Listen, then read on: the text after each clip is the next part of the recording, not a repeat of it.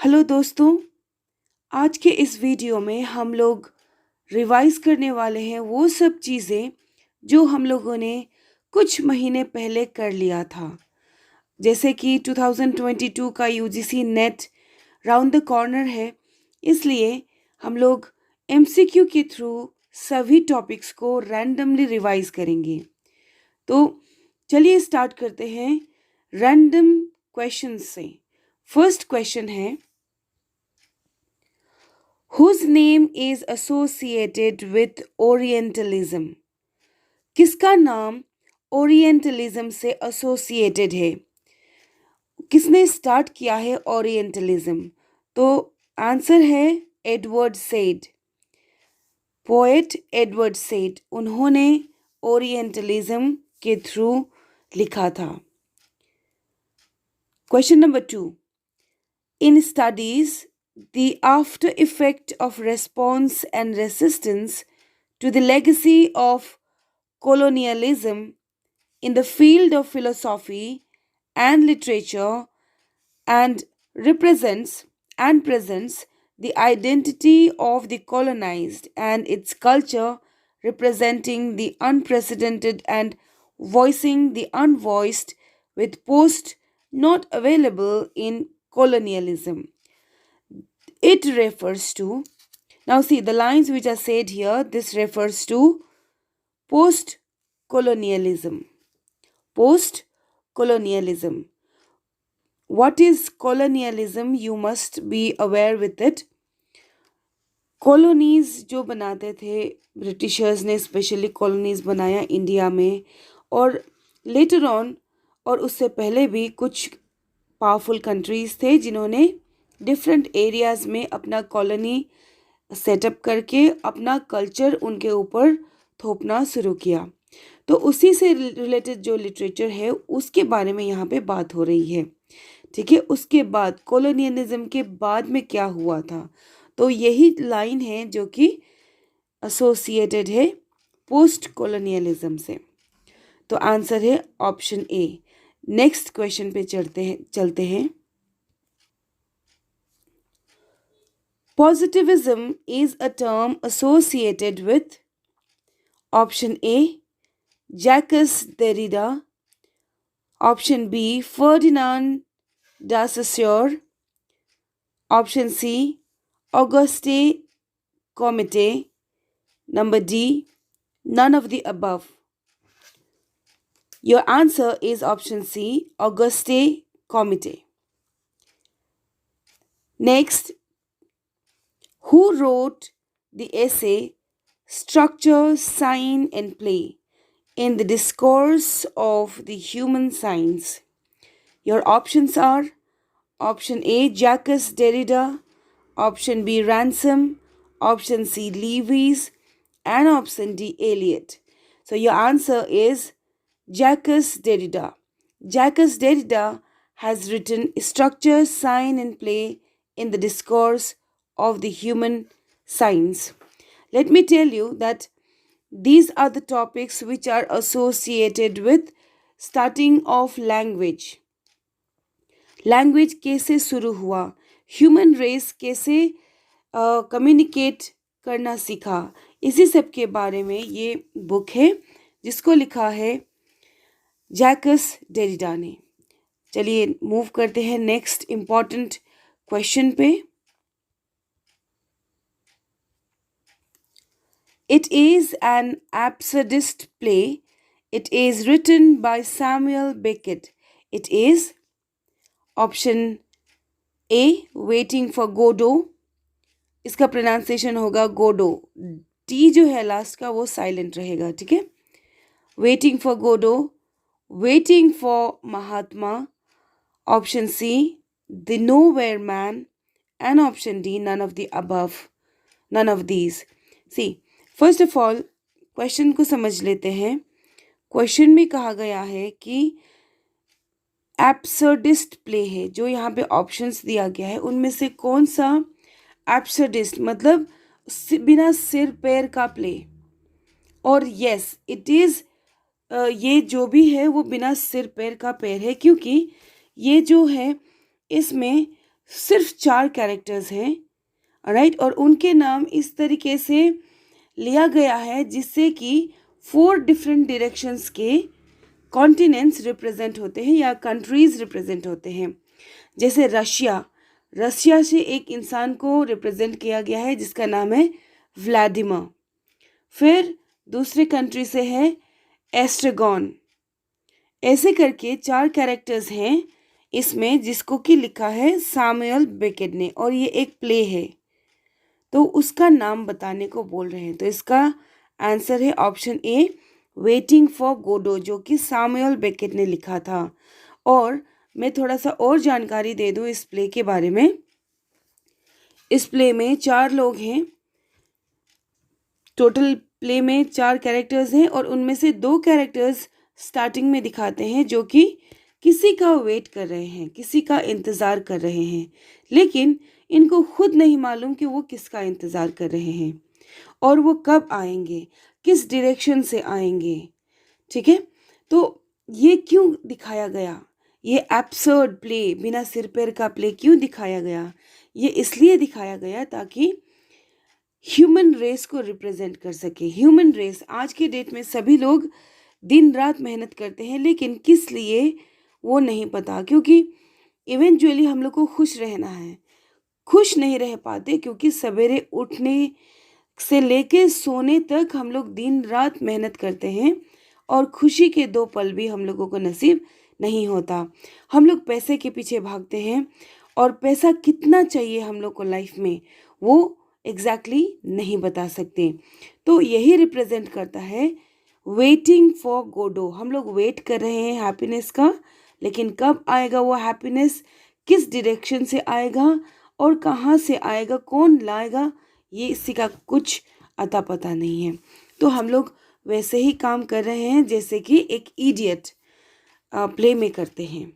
ठीक है, गोडो, ये गोडो को जब हम लोग डिवाइड करते हैं तो मिलता है गॉड प्लस इडियट। ठीक है, गॉड प्लस इडियट। तो हम लोगों को गॉड के करीब जाना चाहिए, लेकिन हम लोग इडियट बन के पैसे के पीछे भागते हैं। तो यही मैसेज है प्ले का। तो यहाँ पे आंसर है आपका option A, that is waiting for Godot. Let's move to the next question. What is called when a foolscape paper is folded twice, resulting in 4 leaves, 8 pages? Your options are quatrain, option B, quarto, option C, quarter, and option D, none of these. चलिए question को समझते हैं। जब एक full escape paper मतलब A4 size paper, जो कि हम लोग नॉर्मली प्रिंटिंग में यूज़ करते हैं, A4 साइज पेपर, तो इसको जब हम लोग फोल्ड करते हैं और फोल्ड करने के बाद 2 बार फोल्ड करने के बाद जब हम लोगों को 4 लीव्स मिलते हैं, जैसे यहाँ से एक बार फोल्ड किया, उसके बाद यहाँ से फोल्ड कर दिया, तो ये जो 4 मिलते हैं उसको क्या कहते हैं? उसको quarto, option B, quarto. Our next question is related to Pulitzer prize. बहुत ही फेमस अवार्ड है जो कि लिटरेरी कंट्रीब्यूशन के लिए दिया जाता है। जो लिटरेचर में हाई गोल्स अचीव करते हैं उनको दिया जाता है, उनके कंट्रीब्यूशन के लिए। चलिए देखते हैं options. The American government is in option A. In option B we have the Council of American Arts and Letters. Option C, the Ford Foundation. And option D, Columbia University, New York. Your answer is option D. Pulitzer Prize is given by Columbia University, New York. जो Pulitzer price है वो दिया जाता है New York के Colombia university के through, और ये बहुत ही रिनाउंड प्राइज़ है जिसको आज तक हम लोग इम्पोर्टेंस देते हैं इसके हाई वैल्यू के लिए। और यहाँ पे किसी भी एरे गेरे को अवार्ड नहीं दिया जाता, प्राइज़ नहीं दिया जाता, उन्हीं लोगों को दिया जाता है जिनके वर्क सेंसिबल हो और सोसाइटी के लिए एप्लीकेबल हो। ऐसा नहीं कि कोई रोबोटिक साइंस के बारे में लिख दिया जिसका एप्लीकेशन रियल लाइफ में कुछ भी नहीं है। राइटर किसी भी टॉपिक पे लिख सकते हैं प्रोवाइडेड वो यूज़फुल हो। ओके, तो कोलंबिया यूनिवर्सिटी ये अवार्ड को प्रोवाइड करता है। चलिए नेक्स्ट देखते हैं question. Myth comes from Greek Mythos signifying option A imagination, option B children stories, option C a story a plot true or invented, option C characters from the past. So your answer is option C a story a plot true or invented. यहाँ पे देखिए Mythos मतलब myth. Okay, myth का मतलब ही है जो कि real भी हो सकता है और अनरियल भी हो सकता है। कुछ इन्वेंटेड जैसे इमेजिनरी, किसी चीज़ को अट्रैक्टिव बनाने के लिए कुछ चीज़ें ऐड करके कोई स्टोरी लिख लिया, कोई प्लॉट तैयार कर लिया, उसको कहते हैं माइथोस। ठीक है, तो आपका ऑप्शन सी जो है वो करेक्ट आंसर है। चलिए आगे बढ़ते हैं नेक्स्ट क्वेश्चन की ओर। ये इम्पॉर्टेंट क्वेश्चन है। It is a genre of fiction which concentrates on young working women and their emotional lives. It is option A metafiction, option B campus fiction, option C chick lit, and option D none of these. So correct answer is option C, that is chick literature. यहाँ पे आप लोगों को समझना है कि जो genre मतलब राइटिंग का एक पैटर्न, ठीक है, जैसे एक रोमांटिसिज्म है, एक उन लोगों का पूरा जॉनरा है जो कि पोइट्री के फॉर्म में लिखते हैं। वैसे ही डिफरेंट जॉनरास, ठीक है, डिफरेंट फॉर्म्स ऑफ राइटिंग जो कि कंसर्न है यंग वर्किंग वुमेन कि इमोशनल लाइफ्स को लेके, ठीक है, क्योंकि उस पीरियड में इमोशनली अटैच्ड नहीं थे वर्किंग वेमेन सोसाइटी के साथ। तो उन लोगों का पेन, उन लोगों का जो वॉइस था, उन लोगों का इनर वॉइस जो कि सोसाइटी को समझना चाहिए था, वो किस के थ्रू लिखा गया था, किस लिटरेचर के थ्रू। तो उसका आंसर है चिक literature. Please don't forget, this is important one. Next, Candace Bushnell's Sex and the City is an instance of option A chick literature, option B metafiction, option C campus fiction, and option D none of these.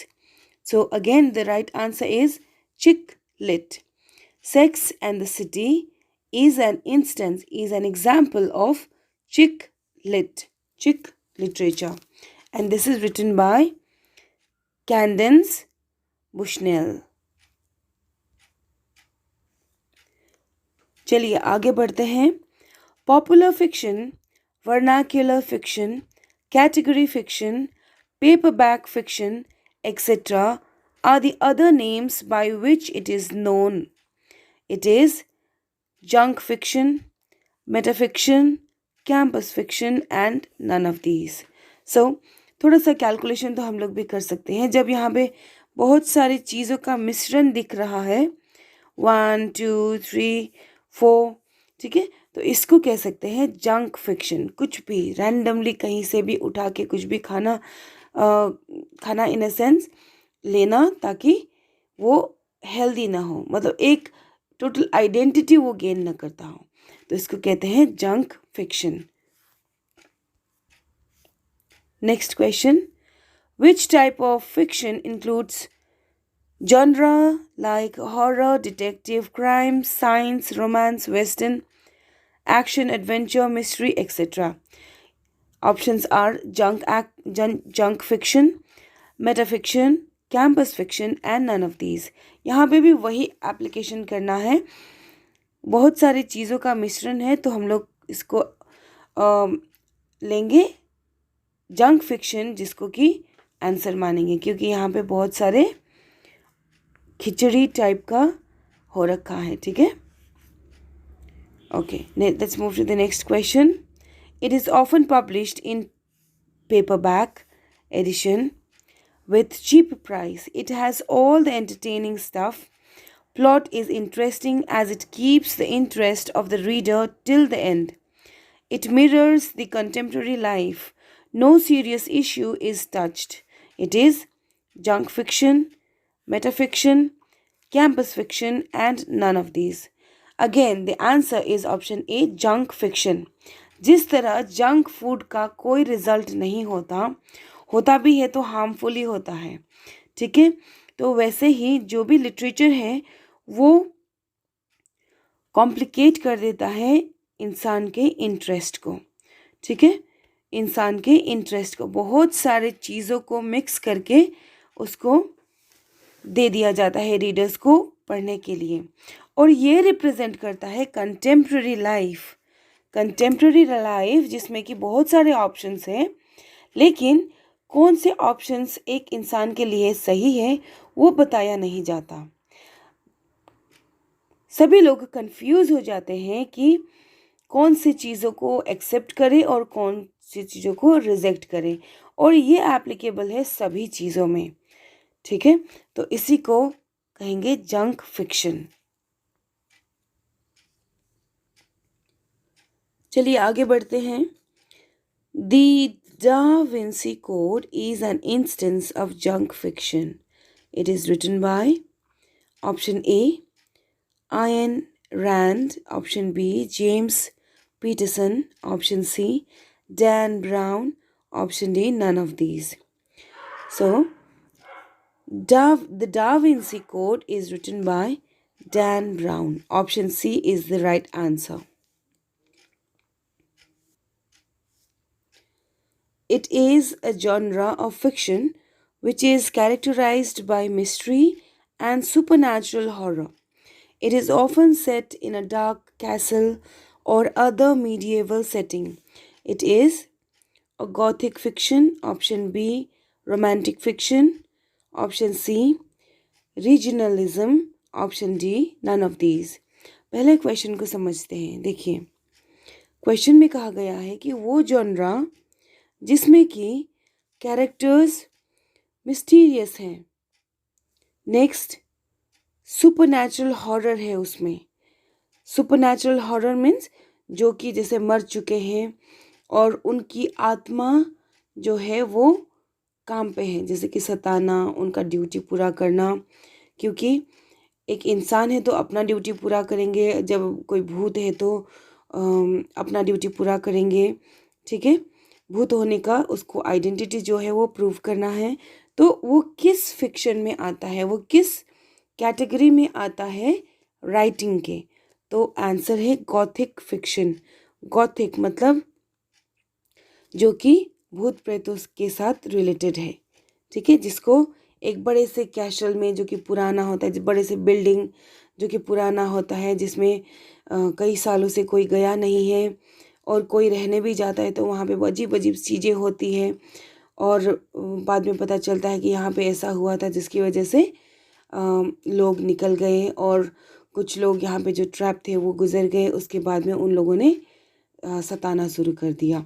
तो वो सब कहानियाँ जो हैं वो Gothic novel में, Gothic fiction में included होती हैं, ठीक है. चलिए नेक्स्ट देखते हैं क्वेश्चंस को. Whose novel is The Castle of Otranto, a Gothic story? Option A, Henry Fielding, option B, Horace Walpole, option C, Jane Austen, and option D, none of these. So answer is Horace Walpole. He is horror writer. Okay, he belongs to Gothic literature. Remember, Horace Walpole, he is an entity. He is one of the representative of Gothic literature. So obviously, जो writer Gothic genre के लिए लिखते हैं तो वो Gothic literary figure ही कहलाएंगे. तो उन्होंने क्या लिखा था? The castle of Otranto. आपको एक हल्का सा मैं की क्लू दे देती हूँ। जब भी कैसल, पैलेस इस टाइप के वर्ड्स आते हैं तो आपको दिमाग में रख लेना है कि ये कुछ रिलेटेड है भूतों के साथ, तो आपको लिख देना है गॉथिक लिटरेचर। ठीक है, चलिए नेक्स्ट चलते हैं। Who wrote Frankenstein? Who wrote Frankenstein? Option A P Shelley, option B Keats, option C Byron and option D Mary Shelley. So the right answer is option D, Mary Shelley. Next question.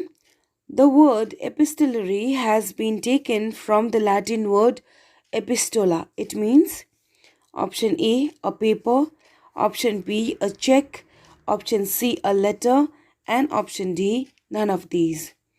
So right answer is letter. और कैसे letter है चलिए जानते हैं। एपिस्टलरी एक Latin word है जिसका नाम है एपिस्टोला। एपिस्टोला का मतलब है लेटर। सो लेटर के थ्रू जो लिटरेचर फॉर्म होता है उसको कहते हैं एपिस्टलरी राइटिंग या एपिस्टलरी वर्क। एपिस्टलरी मतलब थ्रू लेटर्स, जैसे कि किसी कैरेक्टर ने किसी कैरेक्टर को अपने बारे में लिखा लेटर में, और वो लेटर जब रिसीवर के पास पहुंचेगा वो पढ़ेगी तो जिसने सेंड किया है उसके बारे में बहुत सारी चीज़ें पता चलती है हम लोगों को। तो इसी के थ्रू एक स्टोरी डेवलप होती है जिसको कहते हैं एपिस्टलरी वर्क, एपिस्टलरी आर्ट। और यहाँ पे मेन चीज़ है लेटर। ठीक है, इसलिए एपिस्टलरी लिटरेचर को भी रेफर किया जाता है ऐसे। चलिए नेक्स्ट देखते हैं, और ये है लास्ट। बाकी के क्वेश्चंस हम लोग नेक्स्ट वीडियो में करेंगे। It is a fictional society which is quite opposite to utopia. It is Arcadia, option B dystopia, option B commonwealth and option D none of these. चलिए यहाँ पे देखते हैं कि क्वेश्चन में क्या है। It is a fictional society, fictional मतलब imaginary society, which is quite opposite to utopia. देखिए यूटोपिया सिचुएशन में क्या होता है, सब कुछ अच्छा होता है। जैसे किसी के साथ प्यार हो गया तो उसके साथ शादी भी हो जाती है, उसके साथ अच्छे से बच्चे भी हो जाते हैं और हैप्पी लाइफ लीड करते हैं। और ये पॉसिबल है ओनली इमेजिनरी वर्ल्ड में, प्रैक्टिकली ये पॉसिबल नहीं है। कुछ न कुछ प्रॉब्लम्स लाइफ में आती हैं जिसको सॉल्व करते हुए आगे बढ़ना है। तो फिक्शनल सोसाइटी जहाँ पे कि यूटोपिया वर्ल्ड से डिफरेंट वर्ल्ड है, तो ऑब्वियसली इसका ऑपोजिट हो गया डिस्टोपिया। ठीक है, यूटोपिया में सब कुछ अच्छा होता था और डिस्टोपिया में सब कुछ अपसाइड डाउन होगा, उल्टा होगा, कुछ भी अच्छा नहीं होगा। यहाँ पे कैरेक्टर्स लोग प्रॉब्लम में आएंगे और उन लोग जो भी करेंगे वो सक्सेसफुल नहीं होगा, इस तरीके से। ठीक है, तो आपका आंसर बी है राइट आंसर। चलिए आज के लिए इतना करते हैं। नेक्स्ट वीडियो में कुछ और ओल्ड क्वेश्चंस को लेंगे जो कि आपके यूजीसी नेट के लिए इम्पोर्टेंट होगा। अगले वीडियोस के लिए साथ में रहिए। जब तक हम लोग मिलते हैं तब तक रिवीजन करते रहिए। सो आपको मैं विश करती हूँ all the best. Let's meet in our next video. Thank you everyone. Please drop your suggestions in the comment section. Thank you.